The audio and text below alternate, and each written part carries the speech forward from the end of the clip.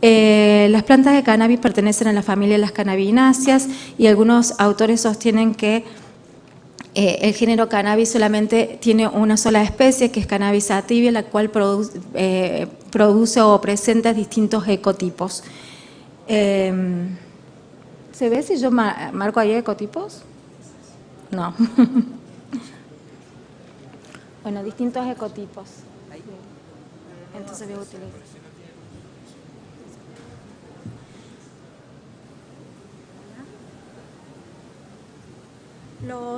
Hola. Los ecotipos son variedades que están asociados a un medio ambiente, son subpoblaciones. ¿Esto qué significa? Que las condiciones de ese ecosistema, que pueden ser la temperatura, la humedad, la altitud, la incidencia de la luz, le da caracteres fenotipos y genotípicos diferentes, incluso le produce pueden generar distinta composición química. Otros autores sostienen que tienen diferencias morfológicas, histológicas y genéticas diferentes, que pueden ser 3 especies, y otros que son subespecies de Cannabis sativa. Yo no me voy a detener en las diferencias de estas 3 formas de Cannabis sativas. En la bibliografía, es más, frente a este problema taxonómico se encuentran como sativa, índica y ruderalis, y voy a recordar que son plantas dioicas porque tienen un ple femenino y un ple masculino. Las plantas de cannabis químicamente son muy complejas porque tienen una gran variedad de compuestos químicos, entre ellos poseen aceite esencial, alcaloides, bases colinas, flavonoides, el carbonato de calcio, que están característicos de los pelos glandulares, pero los más abundantes e importantes son los cannabinoides o fitocannabinoides, porque son los responsables de los efectos biológicos. Entre ellos, el más abundante es el tetrahidrocannabinol, que es psicoactivo, y en segundo lugar en abundancia se encuentra el cannabidiol, que no es psicoactivo. Los cannabinoides se biosintetizan o se acumulan en los pelos glandulares, formando parte de la resina, y la resina abunda en las flores y en las hojas superiores que acompañan a los extremos florales. Por eso en la farmacognosia se define a la droga de cannabis como las humedades floridas acompañadas de las plantas, de las hojas superiores, que no se les ha retirado la resina y excluyendo las semillas. Y obviamente en los libros está calificada como una droga narcótica, incluso alucinógena.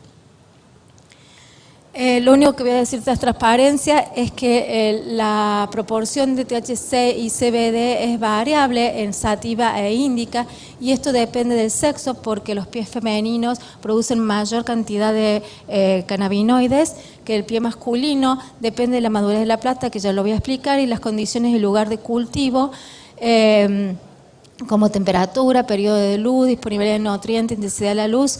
Hay un trabajo del año 1986 en donde las semillas de cáñamo índico, cuando son cultivadas en Inglaterra, producen mayor porcentaje de CBD y casi nulo de THC, y sin embargo esas mismas semillas en Sudán empiezan a producir THC en la primera generación, incluso en la tercera generación llega hasta un 3,3% y va disminuyendo la proporción de CBD. Estos 3 tipos de plantas se utilizan para obtener cepas híbridas, que lo que se pretende es obtener una ventaja durante el cultivo o incluso manejar la proporción de CBD y THC.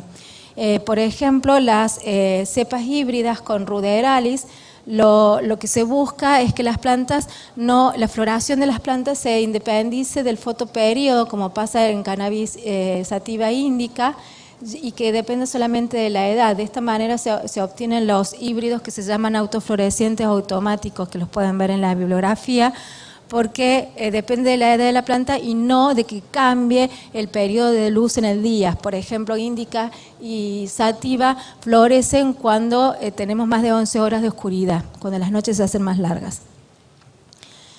Existen actualmente alrededor de 700 variedades de cannabis, por lo cual el estudio filogenético ya se hace muy difícil, pero hay una convención en definir a las variedades como cáñamo, a las plantas altas sin ramificar, con alta proporción de tallo fibroso y flores, que se destinan a la obtención de fibras y semillas, porque las semillas tienen alto valor proteico y alimenticio. pero obviamente tienen que tener un bajo contenido de THC y así, por ejemplo, en Europa el límite es menor al 0,2% y en Canadá igual o menor al 0,3%.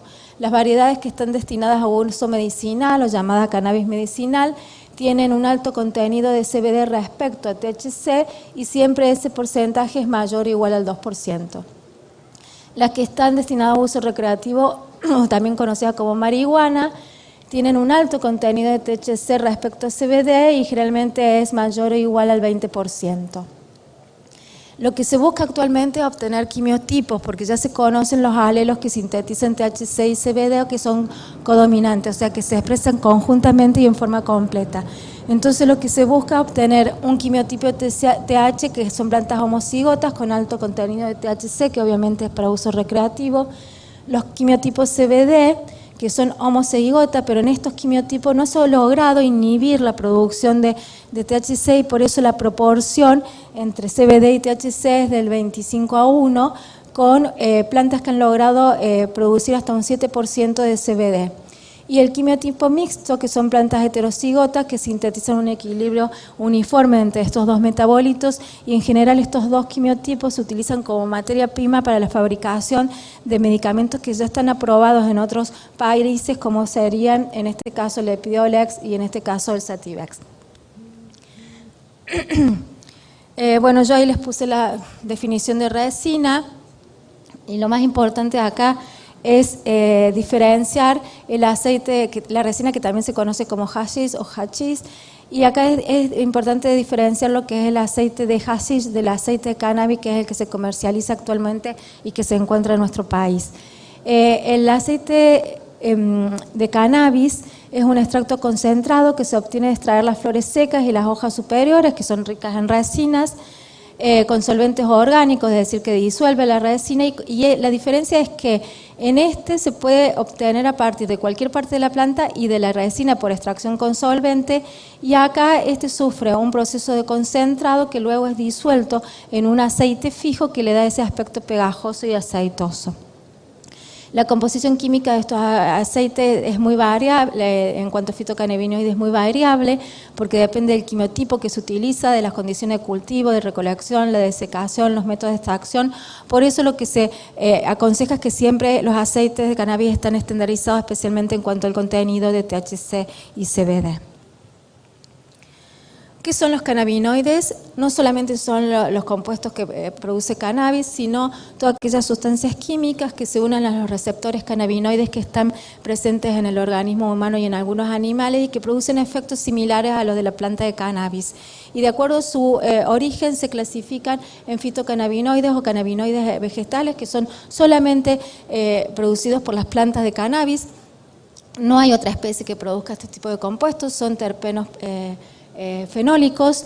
En las plantas adultas, en las plantas jóvenes, perdón, lo que predomina son las formas ácidas del tetrahidrocannabinol y del CBD, y a medida que la planta va madurando se transforman en sus formas neutras, el THC y el CBD, que son los que tienen actividad, y en las plantas más viejas el THC se oxida a cannabinol, que es menos psicoactivo. Esto también esto explica por qué la composición de los cannabinoides tiene que ver con la madurez de la planta, y también explica por qué algunas preparaciones a base de cannabis, después de cierto tiempo de almacenamiento, aproximadamente más de 2 años, pierden actividad porque el THC se oxida a cannabinol, que es menos psicoactivo. Los endocannabinoides o cannabinoides endógenos son sustancias químicas que se sintetizan naturalmente en el organismo humano o en algunos animales y que lo que hacen es activar los receptores cannabinoides.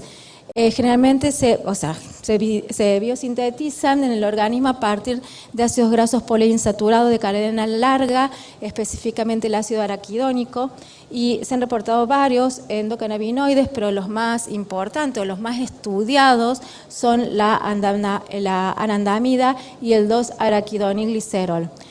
También tenemos cannabinoides sintéticos, y los más importantes, porque son los que aparecen más en los ensayos clínicos o en los estudios, son el dronabinol, que es un sintético trans de THC, tiene una estructura similar al THC. En cambio, nabilona es un análogo. y es mimético de THC. El sistema endocannabinoide es una red de neuronas que incluye neuromoduladores, que en este caso son los endocannabinoides, con receptores tipo 1 y tipo 2, que están distribuidos en distintas partes del organismo, e incluye a toda la maquinaria de síntesis y metabolización. Este sistema regula un montón de funciones corporales, desde la concentración de glucosa, la presión arterial, la temperatura corporal, el pH de la sangre, bueno, etc. Lo que hace es controlar la homeostasis, o sea, mantener el equilibrio dinámico del organismo para que tenga un buen funcionamiento. Los endocannabinoides se sintetizan solo cuando son necesarios en la neurona postsináptica, de ahí son liberados y se unen a los receptores cannabinoides que se encuentran en la neurona presináptica. Por eso se dice que son neurotransmisores retrógrados.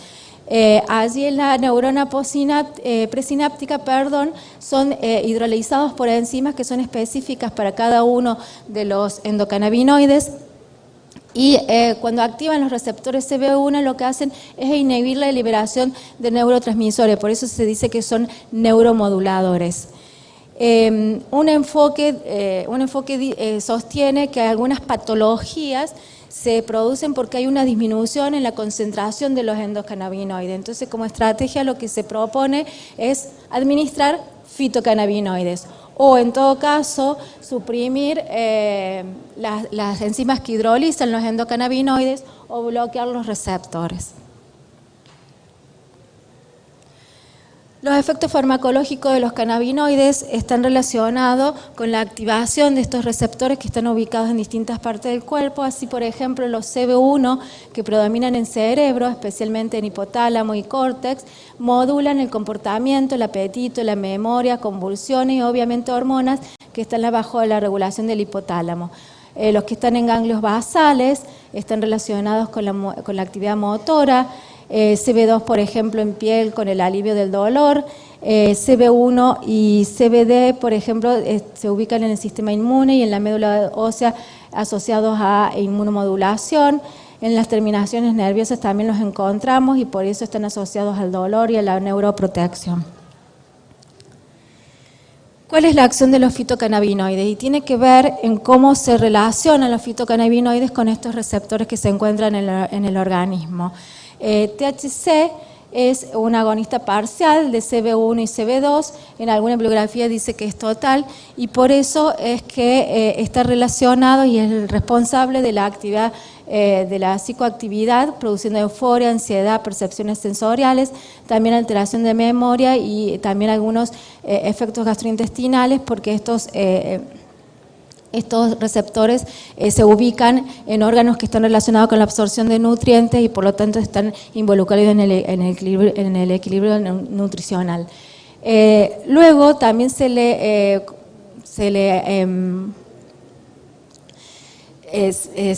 dice que tiene posibles efectos, especialmente como analgésico, disminuyendo la espasticidad, aumento del apetito, porque en general existen muchos ensayos clínicos, preclínicos, a nivel in vitro e in vivo, pero la evidencia clínica es baja o muy baja, entonces se los trata como posibles efectos terapéuticos.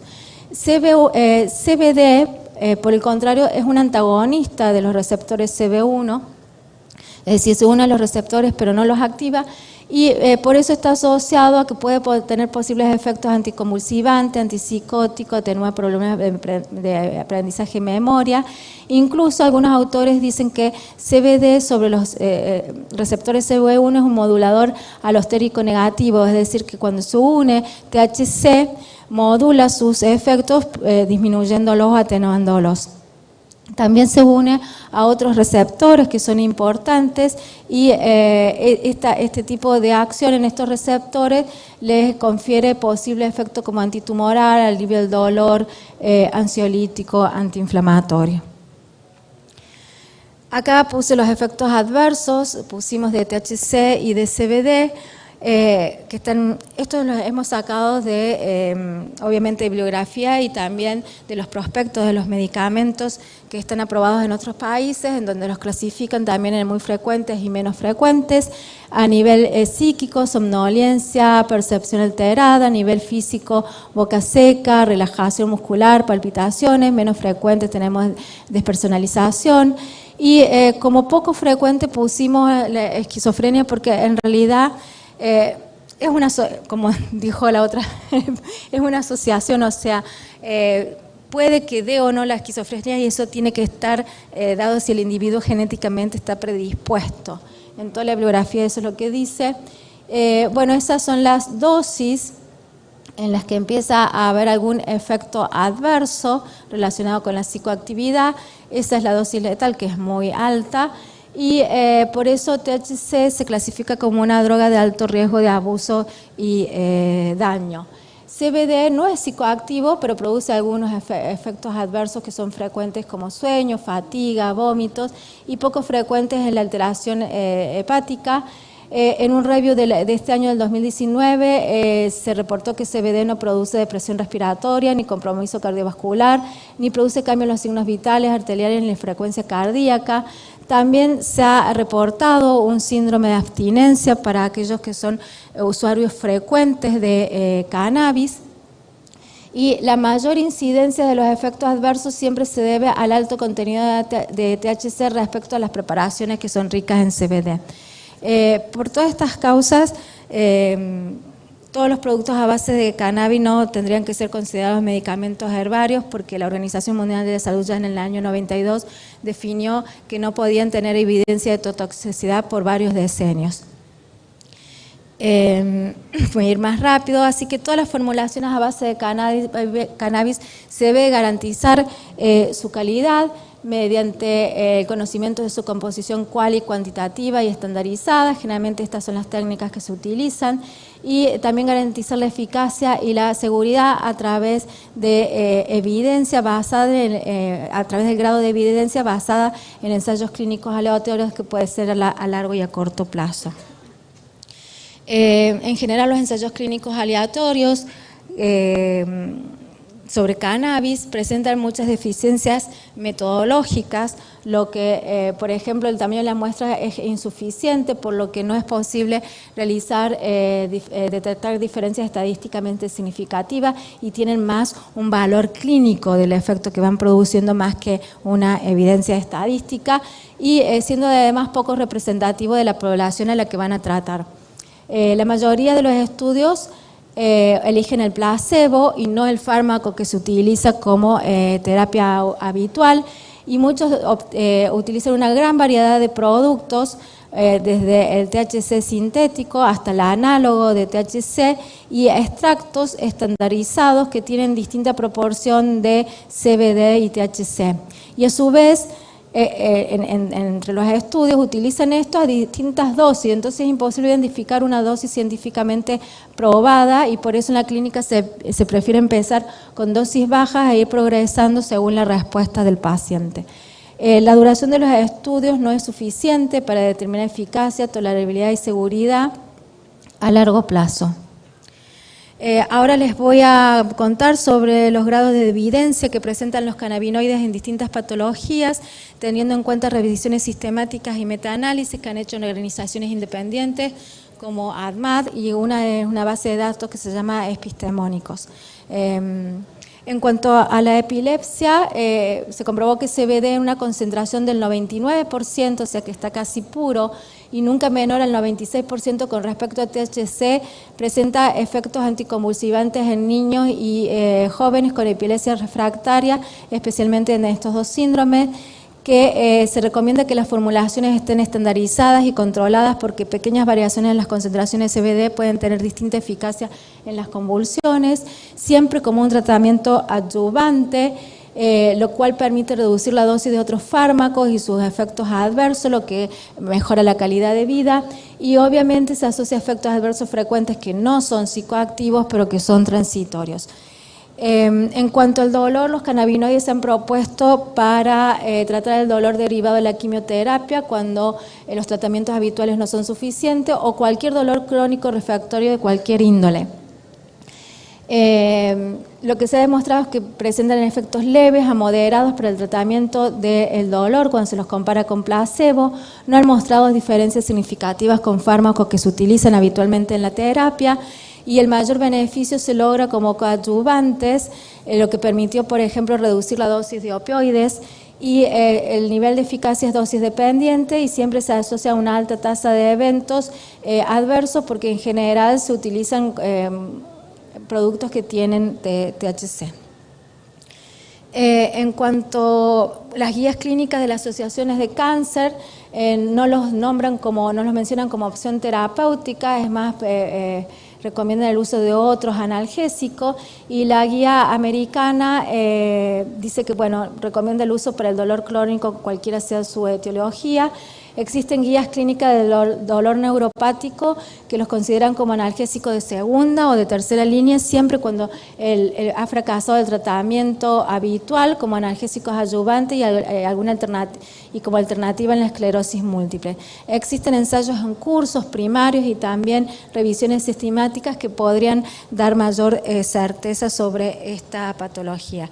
Sobre la fibromialgia no está claro si reduce el dolor y mejora el sueño. Se asocia a efectos adversos frecuentes y las principales clínicas no hay una recomendación de su uso. Sin embargo, la guía canadiense recomienda el uso de un extracto en fibromialgia siempre que está asociada a trastornos con sueño. La esclerosis múltiple, el nabiximol, que es un extracto que tiene una proporción 1:1 de CBD y THC, podría tener un rol importante en el manejo del dolor y la espasticidad, siempre cuando no responde a terapias habituales. También se asocia a efectos frecuentes, a efectos adversos frecuentes. Y acá las agencias regulatorias tienen distintas posturas. La FDA no incluye los cannabinoides en el tratamiento, pero la EMA autorizó el nabiximol en spray para el manejo de la espasticidad solamente en adultos que no responden a la terapia habitual.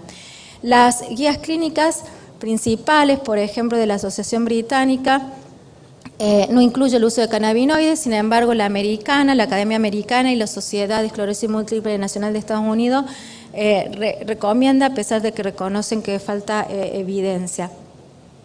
En cuanto al manejo de náuseas y vómitos inducidos por quimioterapia, no está claro si producen un control de náuseas y vómitos. Sin embargo, algunos estudios demuestran que pueden ser 4 veces más efectivos que el placebo y tiene un aumento sustantivo de efectos adversos. Como existen alternativas terapéuticas que tienen efectividad y seguridad reconocida, se los plantea como para uso coadyuvante y algunas asociaciones de cáncer solo para el manejo de náuseas y vómitos refractarios o como terapia de rescate. En cuanto al síndrome de anorexia, para pacientes con cáncer avanzado con HIV, no está claro si aumenta el peso o aumenta el apetito, se asocia a efectos adversos, incluso no hay evidencia suficiente que fueran mejores que otras terapias, incluso el acetato de megestrol demostró ser superior a los cannabinoides. Sin embargo, la FDA en el 92 aprobó el uso del dronabinol para el tratamiento de anorexia en pacientes con HIV. En cuanto a anorexia nerviosa, el balance beneficio-riesgo no es beneficioso. En cuanto a la esquizofrenia, acá se plantea que el CBD, pues el que tiene el efecto antipsicótico, al ser un antagonista de los receptores, al inhibir los efectos de THC y aumentar los niveles de endocannabinoides. El CBD probablemente no disminuye la sintomatología, no hay una certeza, la certeza es moderada y se asocia a efectos adversos frecuentes y la Sociedad Americana de Psiquiatría no menciona el uso terapéutico ni es más, advierte el daño potencial de uso de estos compuestos. Sin embargo, hay 3 estudios en curso registrados, o sea, estudios clínicos registrados en la OMS que podrían aportar mayor evidencia al respecto. En cuanto al Parkinson, no disminuye los síntomas, o sea, la evidencia es moderada, se asocia a efectos adversos frecuentes, las principales guías clínicas no los mencionan como una opción terapéutica, ni que sea una alternativa en estudio, y hay al menos 3 ensayos en curso. En cuanto al Tourette, no está claro si disminuye los TIT. Las revisiones acá sistemáticas discrepan porque algunas dicen que es una terapia promisoria y otras no tienen evidencia suficiente, y también obviamente las guías clínicas no coinciden porque algunos dicen que se recomienda para adultos y en cambio otros no se pronuncian al respecto.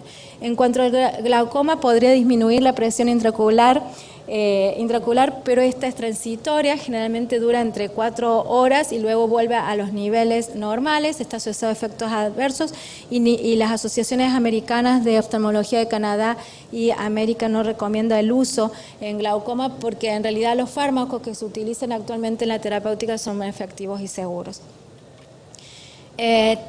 Constituyen en el insomnio tampoco hay una buena evidencia que podrían tenerse efecto en el insomnio, en la calidad del sueño. Las conclusiones discrepan, hay evidencia moderada que puede ser usada en el tratamiento del insomnio asociado a otras patologías y hay un ensayo en curso clínico que podría aportar mayor evidencia.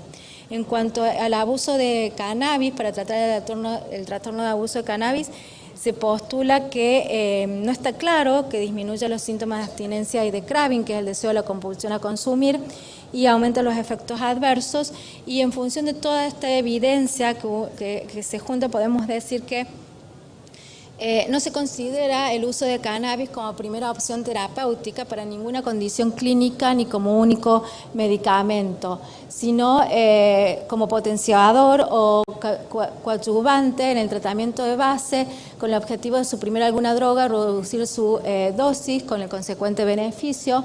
Y los medicamentos autorizados en otros países se han aprobado para indicaciones terapéuticas específicas relacionadas a condiciones terminales y generalmente enfermedades huérfanas, en donde primó el principio de uso compasivo, siempre bajo control médico y con consentimiento informado por escrito por parte de los pacientes, y no se aconseja el uso de cannabis en niños, adolescentes y embarazadas, que hay estudios pero no tienen un valor estadísticamente significativo y sino solamente es clínico.